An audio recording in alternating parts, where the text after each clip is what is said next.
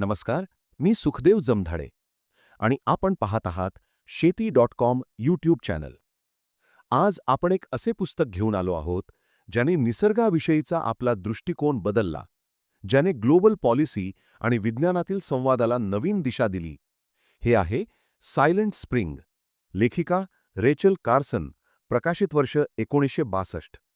ही कथा आहे एक स्त्रीच्या धाडसाची, विज्ञानाच्या साक्षीचा वापर करून समाजाला जागे करण्याची.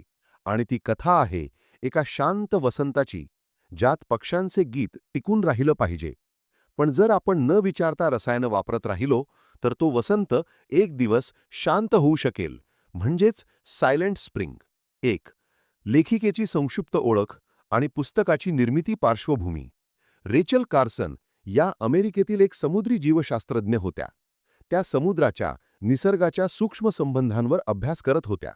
त्या विज्ञानाच्या भाषेत संवाद साधण्यात सक्षम होत्या, पण त्यांची लेखनशैली साधी, भावपूर्ण आणि जनसमुदायाला समजणारी होती. सायलेंट स्प्रिंग ही त्यांची तिसरी प्रमुख पुस्तकं होती, परंतु याने मिळवलेले सामाजिक व राजकीय परिणाम इतर पुस्तकांपेक्षा प्रचंड होते. 1960च्या दशकाच्या सुरुवातीला जगभरात रसायन निर्मितीची क्रांती सुरू होती. शेतकरी आणि कृषी अधिकारी ह्या नवीन कीटकनाशकांच्या गुणांचा स्तवन करीत होते, कारण त्यांनी किडांपासून त्वरित आणि स्पष्ट बचाव दाखवला. परंतु त्याच काळात या रसायनांचे दीर्घकालीन साखळी परिणामांचा कोणीतरी आवाज उठवायला हवा होता, आणि तो आवाज रेचल कार्सनने उचलला. 2. पुस्तकाचा मुख्य उद्देश आणि त्याची धाडसपूर्ण भूमिका.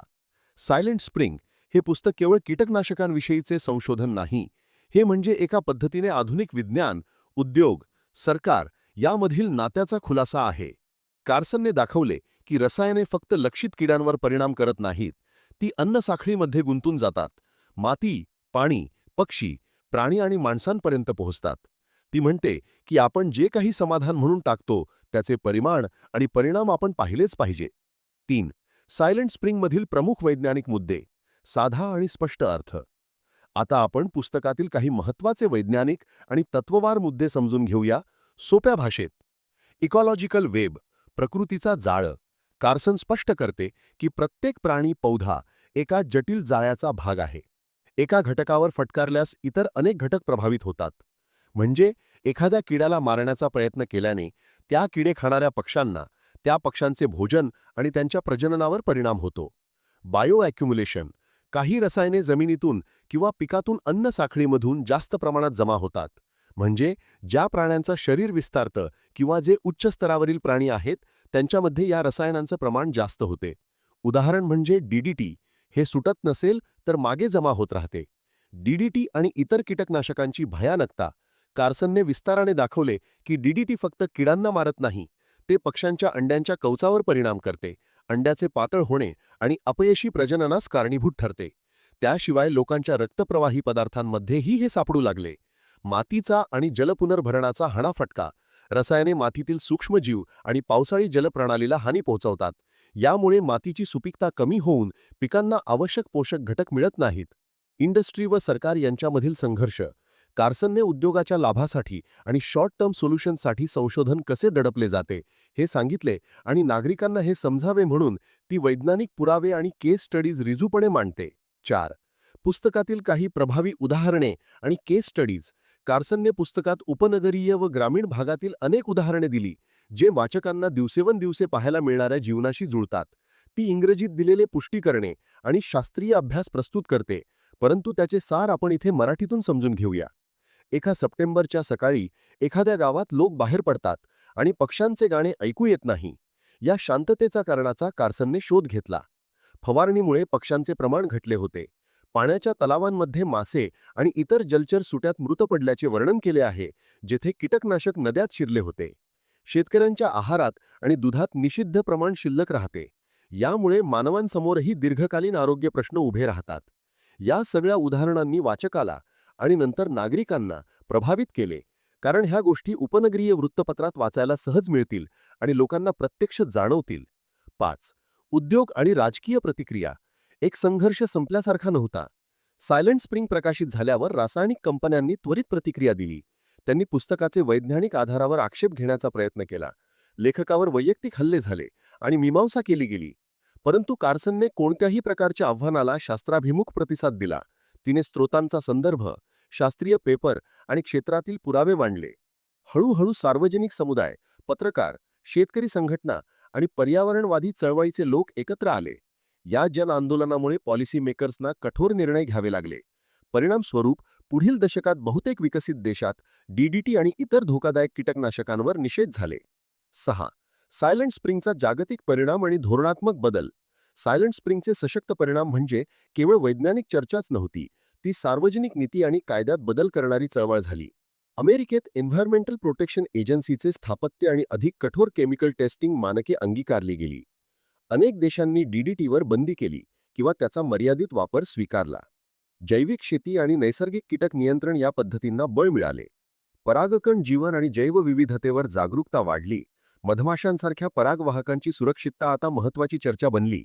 कार्सनच्या शब्दात, हा बदल लहान सुरुवातीपासून सुरू झाला, पण आज त्याचा परिणाम जागतिक पातळीवर दिसतो. 7. भारताच्या संदर्भात सायलेंट स्प्रिंगचे महत्त्व. आता आपण थोडे स्थानिक संदर्भात बोलूया. भारतासाठी हे पुस्तक काय अर्थ देते?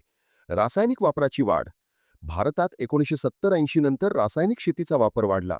नंतर अनेक भागात मातीची सुपीकता कमी झाली आणि पाण्याचं प्रदूषण वाढले. शेतकरी आरोग्य.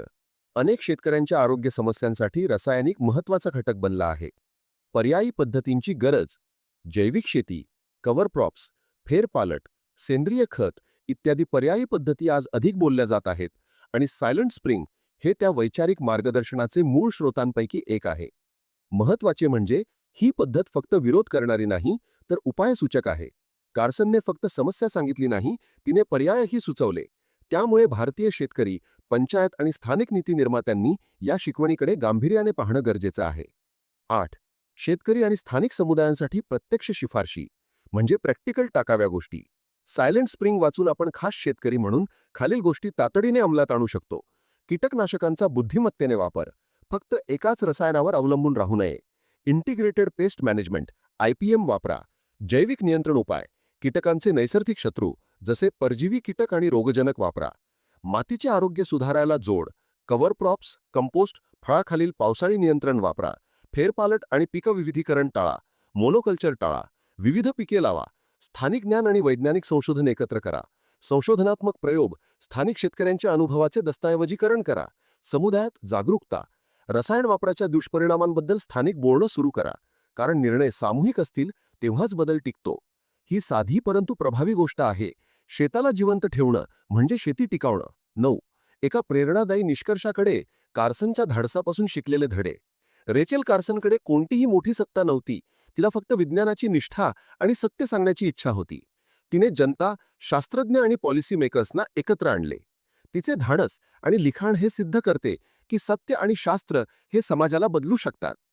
सायलेंट स्प्रिंग आपल्याला आठवण करून देते, आपण जे खायला घेतो, पिण्यासाठी वापरतो, ते कसं बनतं ही माहिती आपल्याला असावी.